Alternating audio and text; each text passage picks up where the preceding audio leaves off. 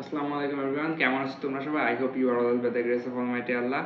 আর আজকের এই ভিডিওটা বানানোর জন্য আমি অলমোস্ট 1 উইক প্লাস অপেক্ষা করতেছিলাম যে ব্রাজিল কোপা আমেরিকা কেমন স্কোয়াড দিছে আর স্কোয়াডের কী কী ইনক্লুড আর কী বাদ দিলে ভালো হতো, তো সব ব্যাপারটা নিয়ে কথা বলতে চাচ্ছিলাম। বাট কনমেবলের একটা ডিসিশন ছিল যে এই স্কোয়াডটা নাকি 23 থেকে 26 জনে কনভার্ট করা হবে, মানে আরও 3 জন প্লেয়ার মানে আরও 3 জন প্লেয়ার ইনক্লুড করবে। তো সেখান থেকে আমি এইটার জন্য ওয়েট করতেছিলাম যে ডরিবল জুনিয়র কাকে কাকে নেয়।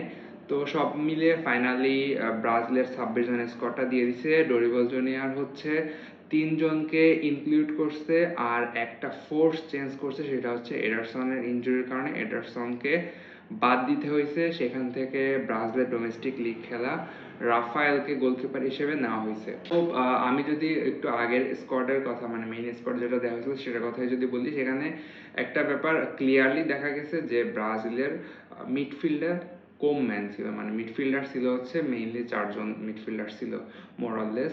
তো সেখান থেকে 3 জন যে নতুন প্লেয়ার নেওয়া হয়েছে সেখান থেকে একজন মিডফিল্ডার নেওয়া হয়েছে, এডারসন, তার নাম এডারসন। সে হচ্ছে আটালান্টাতে খেলে, কিছুটা সেন্ট্রাল প্লাস ডিফেন্সিভ মিড এই পজিশনে খেলে। লাইক তোমরা রিলেট করতে পারবো টনি ক্রুস যেরকম খেলে ওই টাইপের একটা মিডফিল্ডার, বা ব্রুনো গিমারেসের সাথে রিলেট করতে পারো। অনেক বেশি অ্যাটাকিং মাইন্ডেড না, সেন্ট্রাল মিডফিল্ডার, বাট সে ডিফেন্সিভ মিডও খেলতে পারে। আরেকটা প্লেয়ার ইনক্লুড করা হয়েছে ব্রেমারকে। সো ডিফেন্সেও এই ব্যাপারটা একটু দরকার ছিল, একটা ডিফেন্ডার বাড়ানো দরকার ছিল, তো সেটাও করছে। আর পেপেকে নেওয়া হয়েছে, সে হচ্ছে অ্যাটাকিং প্লেয়ার, ফরওয়ার্ড জোনে খেলবে।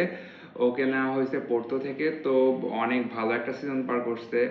এই রাফায়েলও প্রায় 10টা-15টার মতো একটা গোল অ্যাসিস্টের নাম্বার। তো সব মিলে একটু ব্যালেন্স রাখার ট্রাই করছে সব পজিশনগুলোতে। আর সবচেয়ে বড় যেটা সেটা হচ্ছে ক্যাসেমিরোকে নেয়নি। তো ডরিবলের পুরো ওভারঅল স্কোয়াডটা তুমি যদি দেখো, সেখানে একটা ব্যাপার ক্লিয়ারলি ডরিবল জুনিয়র মেসেজ দিয়ে দিছে, if you are not performing, তুমি আমার দলে নাই, তোমাকে আমার দলে থাকতে হলে অফকোর্স পারফর্ম করতে হবে। এর জন্য গ্যাব্রিয়েল জেসুস, রিচার্লিসন, দেন হচ্ছে থিয়াগো সিলভার মতো প্লেয়ার, যদি এক্সপিরিয়েন্স ক্যাম্পেইনার, ওকে নেয়নি। তো এই যেসব প্লেয়াররা মানে পারফর্ম করতে পারতেছে না, যাদের একটু lack of performance, big name কোনো ব্যাপার না কিন্তু পারফর্ম করতেছে না, তাদের ডরিবল জুনিয়র নেয়নি। একটা ভালো সাইন যে তুমি টিমে আসতে হলে তোমাকে পারফর্ম করে আসতে হবে। আমরা দেখছি গ্যাব্রিয়েল জেসুস অনেক বড় হাইপ ছিল তার আমাদের সেই 2018 ওয়ার্ল্ড কাপে প্রচুর হাইপ নিয়ে গেছিল, বাট একটা গোলও করতে পারে নাই। দেন রিচার্লিসন ওই up to the mark perform করছে, ব্যাপারটা তেমন না। তো সব মিলে ডরিবল জুনিয়রের এই স্কোয়াডে যাদেরকে নিছে, ডরিবলের এই স্কোয়াডে পারফর্মারদের নিছে। তো তারা হয়তো বিগ নেম না, আমরা দেখছি আর্জেন্টিনাতে আহামরি কোনো বিগ নেম নাই, বাট তাও ওরা কিন্তু ওয়ার্ল্ড কাপ জিতে আসছে, কারণ ওদের ওইসব প্লেয়াররা ঠিকমতো পারফর্ম করে দিছে সময় যখন লাগবে তখন। তো ব্রাজিলের এই ম্যানেজারের এটা ভালো দিক। আমরা যারা ব্রাজিল ফ্যান আছি তাদের হয়তো খারাপ লাগতে পারে যে ক্যাসিমিরোর মতো এত একটা সুপারস্টার বলা যেতে পারে, লাস্ট 5-7-10 বছর ডিফেন্সিভ মিডে ডমিনেট করছে, সেই রকম একটা প্লেয়ারকে বাদ দেওয়াটা is not a easy decision, but still দেওয়া লাগছে, কারণ ক্যাসিমিরোর এখন যা শেপ, এখন যা অবস্থা, ক্যাসিমিরোর মানে হরেবল অবস্থা। তো সেখান থেকে ক্যাসিমিরোকে নেয়নি। আর হচ্ছে মেবি ওই পজিশনে ডগলাস লুইস খেলবে, একটা সুপার সিজন কাটাইছে, প্রায় 15টার বেশি গোল অ্যাসিস্ট করে ফেলছে প্রিমিয়ার লিগে। এছাড়া ব্রুনো গিমারাইস, আমরা অনেকে ওকে ব্রাজিলিয়ান টনি ক্রুস বলে থাকি, ওর সেই পাসিং অ্যাবিলিটি আর ওই ডিফেন্সিভ ওয়ার্কের জন্য। তো সব মিলে লুকাস প্যাকুয়েতা, ডগলাস লুইস আর ব্রুনো গিমারাইস এই 3 জন মেবি মিডফিল্ডার হিসেবে খেলতে পারে। আর ডিফেন্সে আমি দেখতে পাচ্ছি হচ্ছে, ইনফ্যাক্ট আমি যদি 11-এর কথা বলি, সেখানে এই 3 জন খেলতে পারে। আর ডিফেন্সে হয়তো বা মার্কিনিয়াসের সাথে এডার মিলিতাও খেলতে পারে, অথবা মার্কিনিয়াসের সাথে যদি গ্যাব্রিয়েল মাগালেস খেলে সেটাও হইতে পারে। যেটা মেনে নিতে হবে যে ব্রাজিলের 2 লেফট ব্যাক এবং রাইট ব্যাক এখানে ল্যাক অফ কোয়ালিটিফুল প্লেয়ার আছে। সেখানে দানিলো বা ইয়ান কাউতু, ওয়েন্ডেল এদেরকে দিয়ে খেলাচ্ছে। এখন এরা ঠিকমতো পারফর্ম করতে পারে কিনা, এইটা আবার ব্রাজিলের ওই কোপায় কতদূর যেতে পারবে, কত ওরা চ্যাম্পিয়ন হতে পারবে কিনা, নাকি তার আগে বাদ হয়ে যাবে, এইটা অনেক বেশি ম্যাটার করবে এই দুটো পজিশন, লেফট ব্যাক এবং রাইট ব্যাকের উপরে।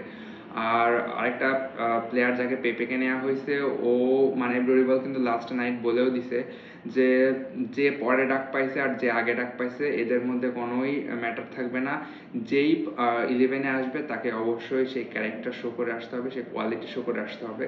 তো সব মিলে ভালো কিছু স্টেটমেন্ট দিয়ে দিছে প্লেয়ারদেরকে যে তোমাকে পারফর্ম করতেই হবে। তো সেখান থেকে আমরা যদি দেখি যে ভিনিসিয়াসের কথাই বলি, ভিনিসিয়াস কিন্তু রিয়াল মাদ্রিদের হয়ে যেই ধরনের ফর্ম ক্যারি করতেছে লাস্ট 2-3 সিজন ধরে, ব্রাজিলের হয়ে কিন্তু ওই ভিনিসিয়াস নাই। ভিনিসিয়াস কিন্তু ব্রাজিলের ভিনিসিয়াস কিন্তু আলাদা।